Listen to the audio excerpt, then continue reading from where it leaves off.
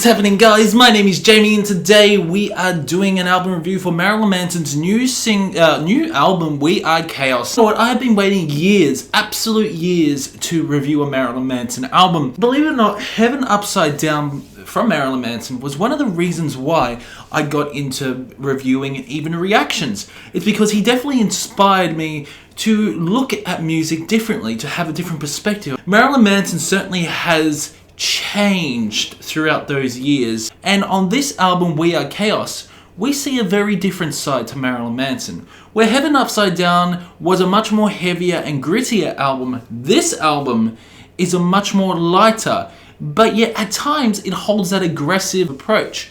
And on this review I'm going to give you my initial thoughts on Marilyn Manson's We Are Chaos. So I believe they had a new producer on this album called Shooter Jennings. Now Shooter Jennings is more on the country side of music, but Manson recruited Shooter Jennings to produce this album and to have his own flair on this album. My god, some of these guitar moments on this album are quite interesting. Believe it or not, this album We Are Chaos is a concept album. He did explain this is a concept album about your whole initial thoughts. I could say this is all about a love story. Although I'm trying to understand what the concept is all about, I'm reading the lyrics and I find the lyrics are very deep and quite emotional. The production on this album is fantastic. I really love the different approaches. This sounds very 80s style at times. You can tell Marilyn Manson was inspired by bands like Journey and even David Bowie. We Are Chaos and Don't Chase the Dead have a very similar Bowie style sound.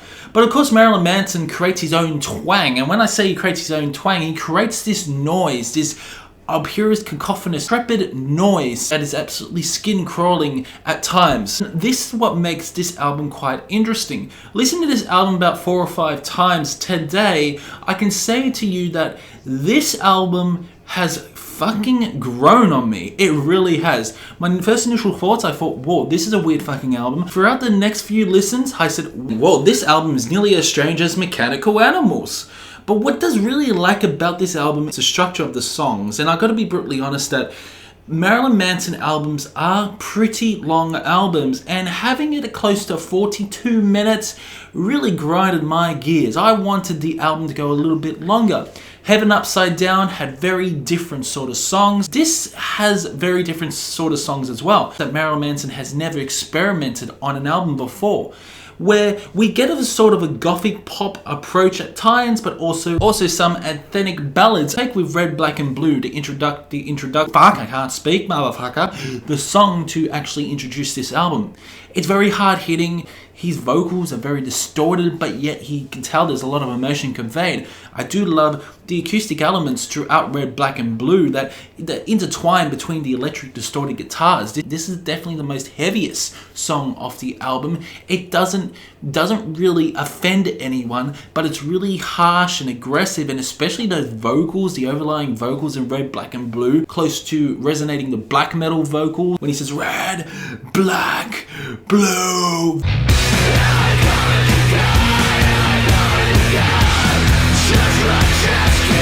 This is definitely one of my favorite songs off the album. And then we lead on to the interesting ballad We Are Chaos. Very catchy fucking song. Again, it's intertwined with acoustic guitars, and his vocals are pretty good. Got a reverby tone on his vocals, which overall creates this resonance of atmosphere. This is a very atmospheric song.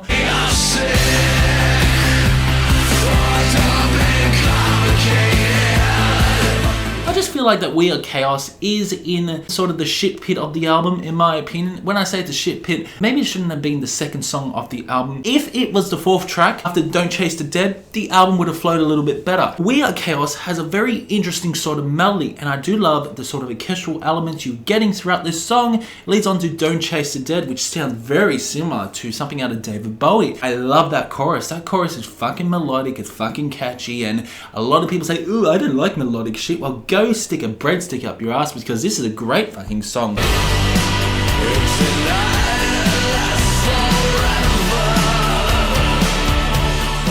And Don't Chase the Dead has a really awesome melody. Not only that, it's intertwined with acoustics as well. Jennings is a very good guitarist. He incorporates some southern twang on this album. So you could say this Marilyn Manson album is a gothic pop rock country album, because I do love the overall tone, the overall sound of this album. But if you want something very shoegazy, well, you got songs like Paint You With My Love with an awesome ooh and ahs in the background. It creates that ethereal atmosphere. And again, it's a very catchy song.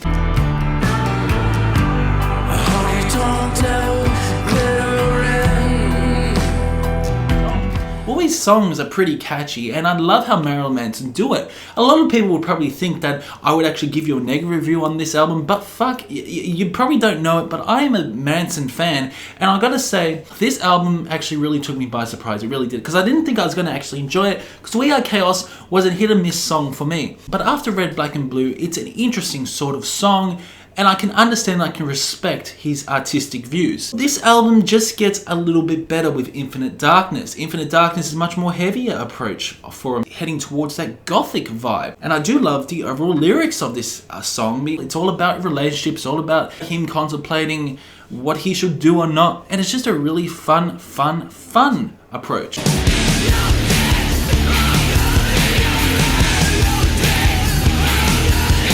So Infinite Darkness is definitely one of the most popular songs off the album, incorporating a really interesting percussion, at times a hip-hop percussion, if I could add. And it does sound like something out of the Billboard's 100 or something like that, or even a radio-friendly song.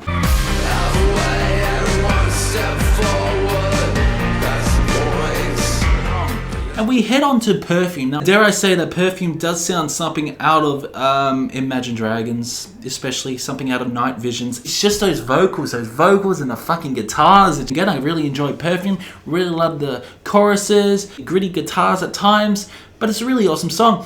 And I think there is an overlaying guitar solo on this song as well, in the distance, where I wanted the guitar solo to lift up a little bit higher up in the mix, because you know that Jennings is doing his thing, but the production is on Perfume is very industrial at times, but it's also got that really awesome rock element.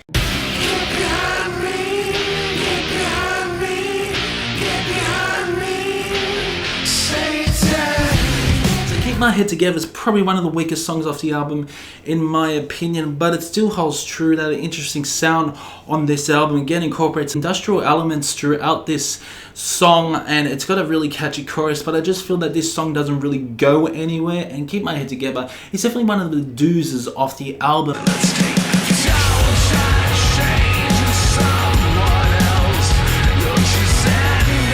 Leads on to a very interesting sort of anthemic a song called Soul Coagulate. Now, Soul Coagulate is a very interesting song. Really love the interesting passages throughout this song and how instrumentally experimental this song is. Quite slow and quite gothic. It's got that gothic approach that you love by Marilyn Manson, but overall it's a very interesting song.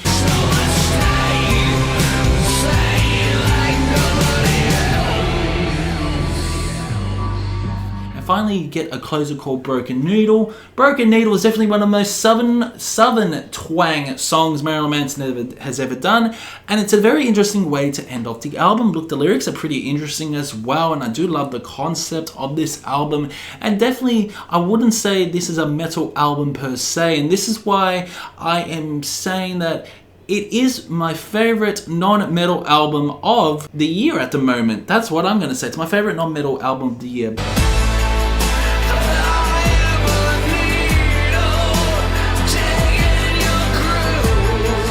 A very interesting album by Marilyn Manson, that's for sure. You can tell he's really changed his sound. But I got a feeling in the next 2 or 3 years he's going back to that heaviness, like Heaven Upside Down and even the Antichrist Superstar, which was an amazing album. Although Mechanical Animals was a very interesting album, and I believe a lot of people didn't enjoy it, but Mechanical Animals really grew and it's become a legendary status album for Manson.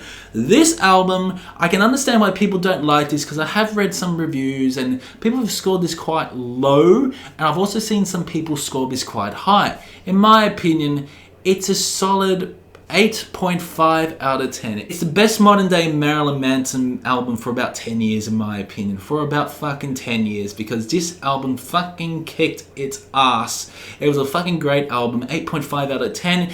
It deserves. Although they incorporate elements of metal, it's more of a hard rock album. The Antichrist Superstar. The Antichrist Superstar has sort of done it again. In my opinion, it's better than Heaven Upside Down. Heaven Upside Down was a much more heavier album, more gritty, and was more controversial, you could say. This album, on the other hand, isn't as controversial. It's a much more chilled out album, and it's a very easy listenable experience. Like, I'm sure you can give this to your grandmother to listen to this album and she'd fucking love it. If you gave a different album, like even Pale Emperor, to your grandmother, even his earlier albums, or even Heaven Upside Down, I don't think she'd enjoy it. But I think she'd enjoy this, if you get what I mean. This is a very easy listenable experience, and I do love the noise elements. That's very interesting. Yeah, it gets an 8.5 out of fucking 10. So guys, I hope you did enjoy this review. Do you agree or disagree with my opinion? And I will see you in the next one.